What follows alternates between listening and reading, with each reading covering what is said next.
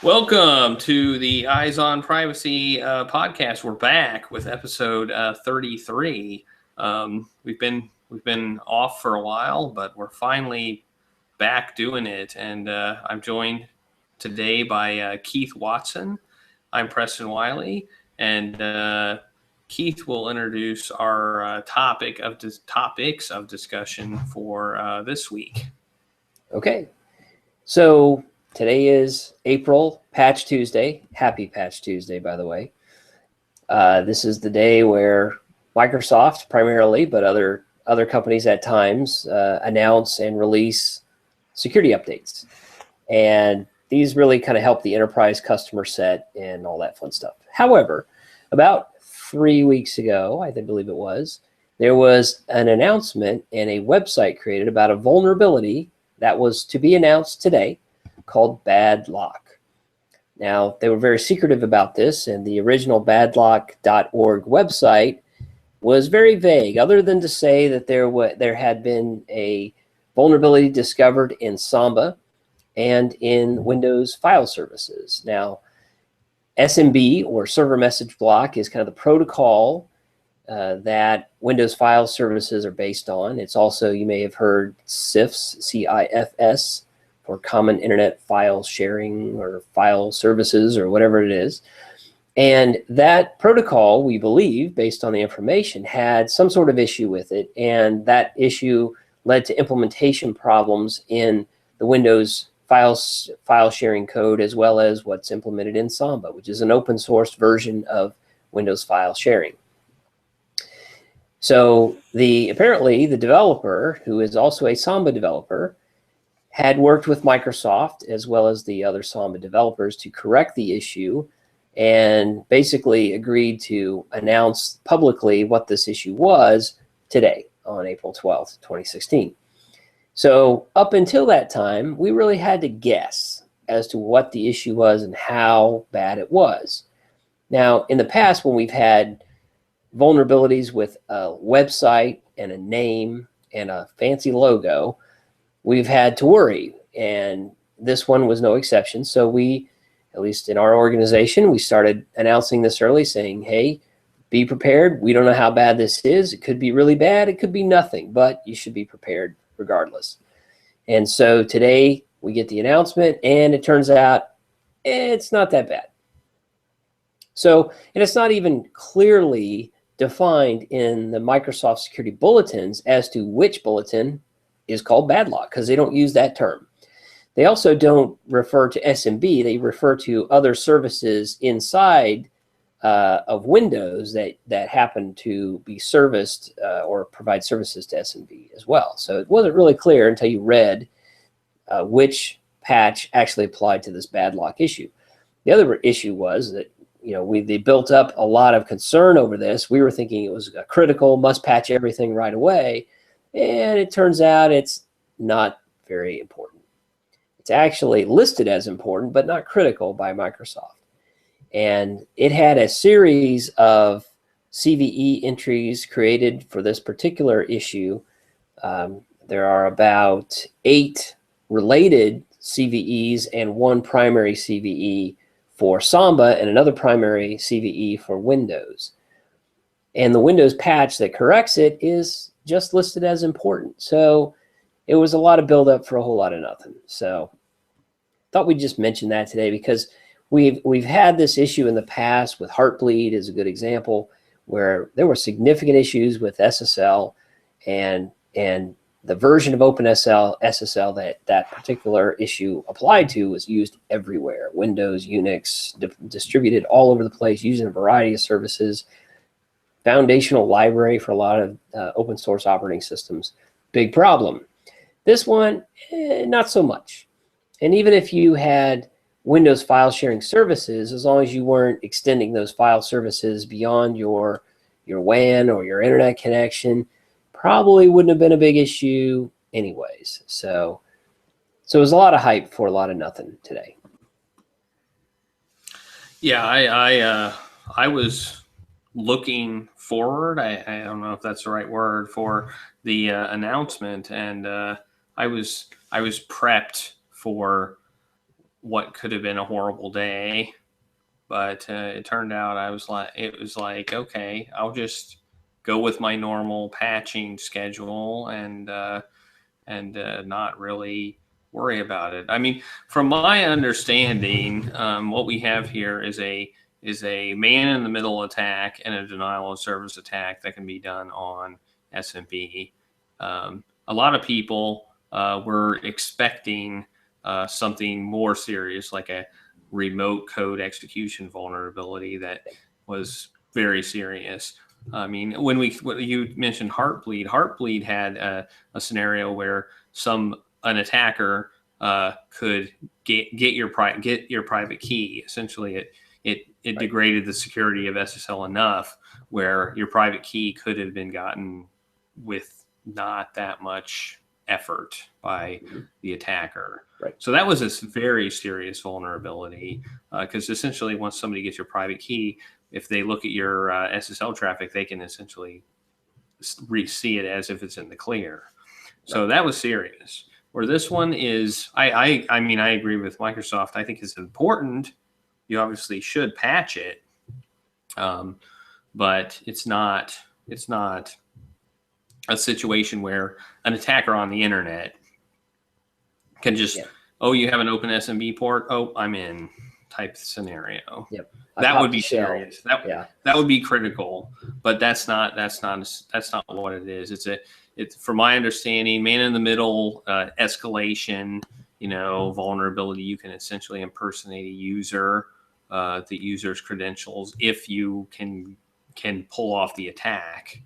And be that man in the middle. And man in the middle attacks, while can be practical, for example, on Wi-Fi, man in the middle attacks are possible to pull off, but they're difficult, and your normal patch schedule probably is good enough, unless of course you deal with extremely critical information on over SMB, which seems like a bad idea to me anyway. Right. So if you tighten down your SMB, yeah, exactly. But if you tighten down your SMB services so that it's limited to trusted systems, you're probably fine. And you patch on your normal schedule, right? The other interesting thing I found was if you read through the Microsoft Security Bulletin, they list whether the vulnerability is publicly disclosed or being exploited in the wild. And in both cases, for this particular CVE for the Windows Security Bulletin, it says no. So I'm wondering if they have to go back tomorrow and change that to yes, publicly disclosed. I don't know, but as far as we know, that I've seen, at least, nobody's out there exploiting this one right now, at least not in a large setting yet. So we'll see. Yeah, there are times where they'll reissue a bulletin with additional data, and kind of increase the importance of it if they find that somebody reverse engineered the patch, they figured out what the problem was, and now they've written some exploit tools for it. And that could happen in this case. And in that situation, it's probably something that you should, pick up your pace on patching. But that's possible, but I don't see that being any more significant than the 6 or 7 other critical patches that were also released simultaneously as part of the the normal Patch Tuesday process. So this one, while important, the others were more critical and probably easier to exploit potentially than this one is. So it was a lot of hype. It was a tremendous amount of hype around this, and thankfully it wasn't anything significant. And I'm hesitant to say this is a good thing, because it kind of erodes, it makes us look as a security industry kind of like a bunch of doofuses. And the only people that really benefited from this was the company that this guy that found the vulnerability worked for, because apparently they sell some tools or something around protecting Samba services. So they got some money out of it, but everybody else was sitting around waiting for what to happen. They in fact said that this was fantastic advertising for them. Absolutely. So I mean, they used this entire vulnerability essentially as an advertising opportunity for their own services, which, okay. I mean, yeah, okay, exactly. You found the vulnerability. I mean, I guess you have a right to profit from it, and you did disclose it. It's not like you did profited from it in a bad way, really. But the hype kind of does, as you say, kind of maybe erodes a little bit of public confidence. And I mean, the next name vulnerability, now we're going to say, well, I mean, the last one wasn't that serious. Do we really have to worry about this one? Yeah. So it just kind of makes you question it the next time. And yeah, and I would agree. And really, I don't know. I'm kind of over the whole named and logoed vulnerabilities. We don't need that. That's, it's a good way to get some press around it. And yeah, it might build some awareness about it. But come on, man, we're professionals here. We don't need all that. At least I don't think we do. Well, and I agree. I mean, the people you want to be interested in your vulnerability are the people who are going to be patching it, and the people who it will actually really affect. And from a user standpoint, they can't do anything about this vulnerability, really. I mean, they can patch their systems, I guess. I mean, exactly. I mean, in most of the Windows, if I'm a home user and I've got Windows 10 on my system, it's kind of hard to avoid patches on most of the modern systems. And it's good. You shouldn't. And I encourage anybody I'm working with, hey, let it patch. Let it do it. Don't stop it. That's a good thing. You're going to find fewer issues down the road than if you just turn off automatic updates and that sort of thing. But some people are a little hesitant to do that. I mean, we're talking critical patches pretty much every month last year. I think there might have been 1 month where we didn't have a critical patch. Every other month they were critical. So, if you're patching it, great. I mean, you probably got a notice right now saying, hey, we got a reboot, or I'm going to reboot 2 a.m. tonight. Great, do it. Let it do it. Well, yeah, and we had, I mean, even back when you talk about the serious vulnerabilities that were named, like Heartbleed, for example, an end user is not going to be impacted by that vulnerability. Right. There's nothing that they can really do to protect themselves, because it's not really a fault on their system. It's a fault with the server that they're connecting with, and only those administrators of those servers can actually fix the problem, which isn't actually 100% true. But the browsers can actually do something about Heartbleed as well. But it's really the end server that's going to be impacted by it, because there's the one that has the private key is to be stolen.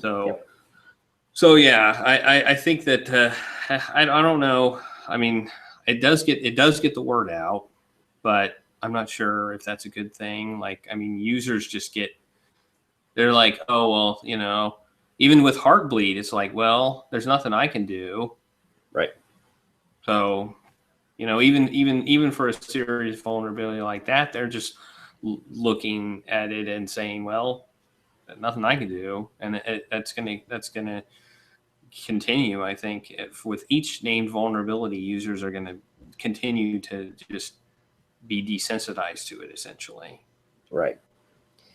Yeah, I think that's true. And I think now we have a lot of desktop applications, operating systems, where self-updating is key, right? And as long as those systems and those software packages will check for updates periodically, install them, if they do it automatically, even better. And I think that's kind of the wave that we need to move with pretty much anything software driven. The one area where we don't do that very well, and that's, I think, a real problem with the vendors, are our embedded devices, our multifunction printers, our baby webcams, our IoT devices, even our home internet routers. I mean, I've got a great Asus internet router. It gets updates fairly regularly, but it still requires me to go and click a button to update it. So I have to check it every once in a while, but it's updating. which is more than I can say for a large number of internet modems. And that's your gateway to the internet. You really don't want to have problems on those systems that cannot be fixed through an update.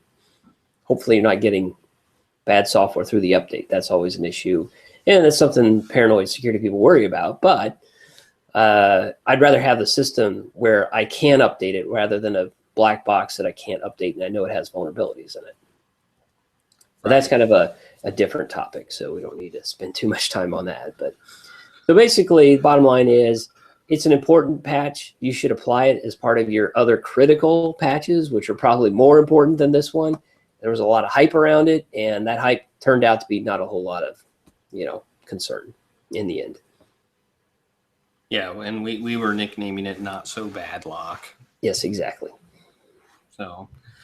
So yeah, and the other we were also going to talk about another topic, which I'll move into, which is a little bit dated, which is the Apple FBI dispute, the court essentially the court battle between Apple and FBI on a phone that they wanted to be decrypted. And the issue, privacy implications and stuff behind that dispute. Right. I think the FBI's case, they were specifically arguing for a very narrow correction, right? They wanted this one particular phone to have the self-wiping capability turned off so that they could enter more than 10 passcodes without the device wiping itself. So they could sit around and basically, try multiple times to get it. And so their argument was, well, it's very specific. It's the only time we need it. We're not going to need it again. And Apple's pushback was basically saying, well, yeah, you might need it for this once, but once we create this tool, you're going to want to use it again. This is bad precedent. We don't want to set it. So we're going to fight it as much as we can. The interesting part of it was that the FBI found a different way to do it without Apple's help.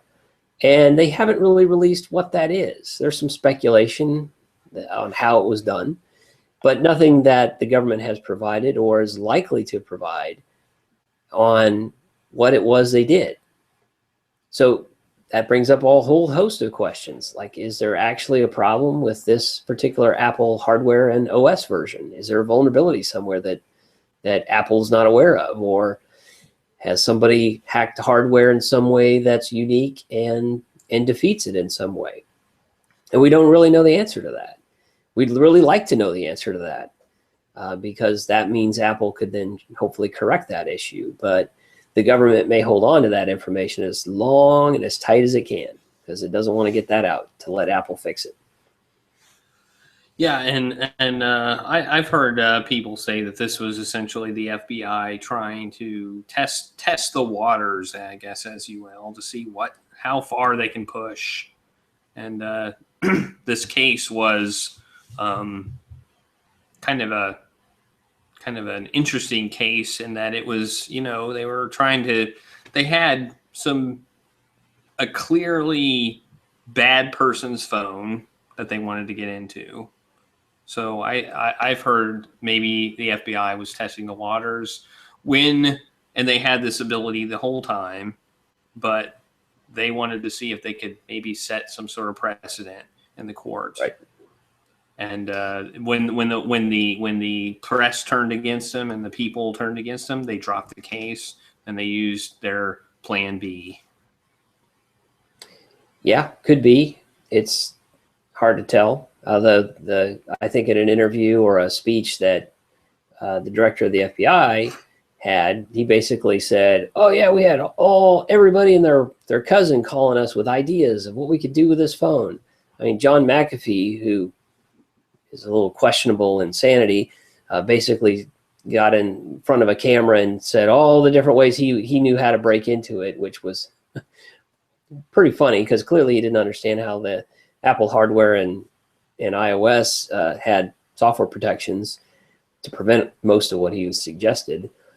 So it was kind of a circus there for a while.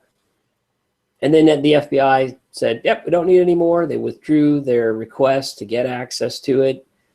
And now we have legislation that is currently being circulated on requiring backdoors into encryption. And the sad part is that legislators think they're clearly not technical people. I mean, if they were, they wouldn't believe this fiction that, well, we are the most technologically advanced, country in the world.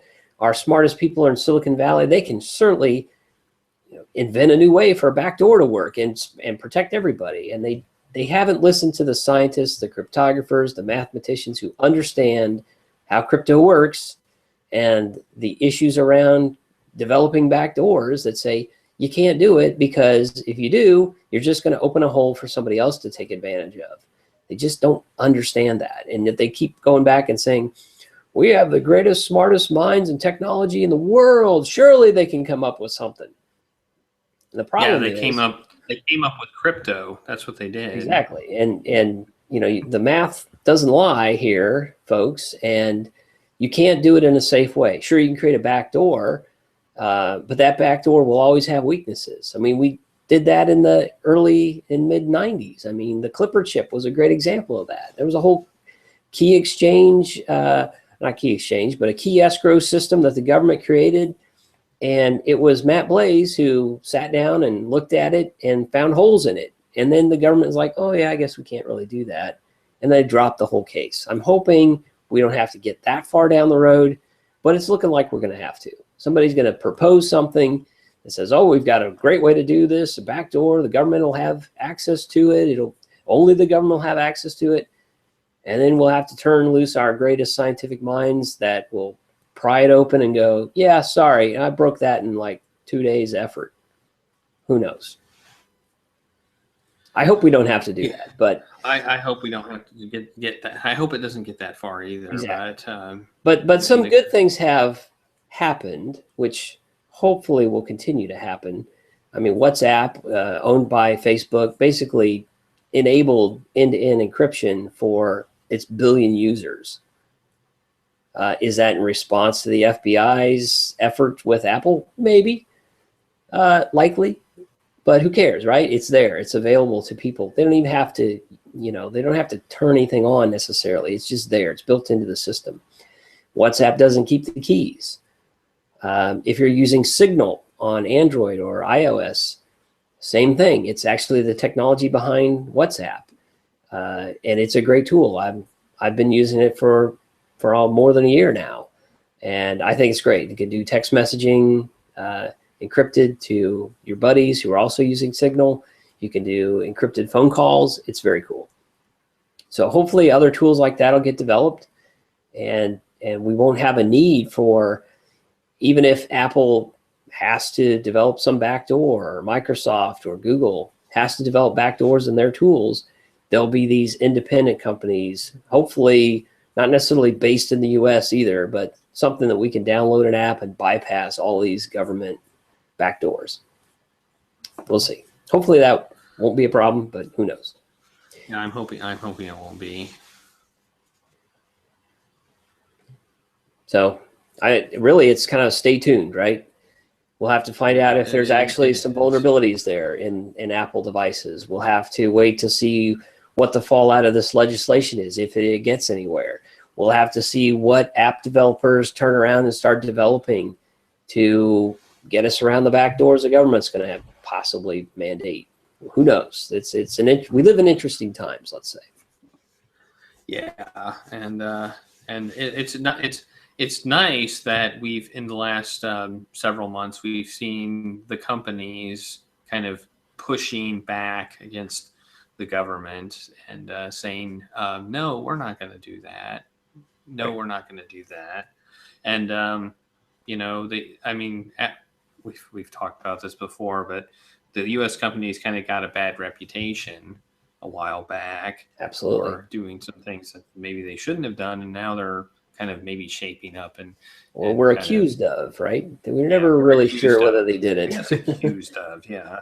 But they're definitely publicly fighting the the government in their attempts to get at their data, which is a good thing for everybody except maybe the government that wants to get at their data.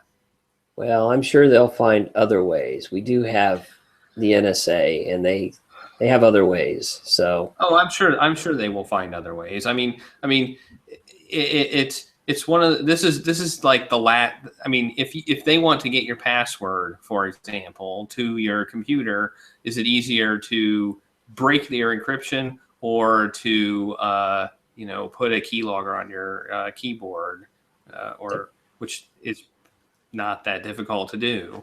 I mean, right. the idea of breaking encryption is like the last complete that's the last thing they want to try. That's the harder part, right? Yeah, that's the harder part. Right. So, I mean, they have their methods, and they will continue to use those methods. Absolutely. It's only when those methods, which I'm sure there's hundreds of those methods, when those fail, that's when they start making a stink, I think. We'll see. We'll see. So yeah. All right. Well, I think that wraps that up nicely. Yep. So I think the summary is Badlock is not that bad, but you should patch for the first thing, and hopefully we maintain our privacy even though the some legislatures and the FBI don't seem to want us to have it. Yep. So hopefully everybody rise up. Yep.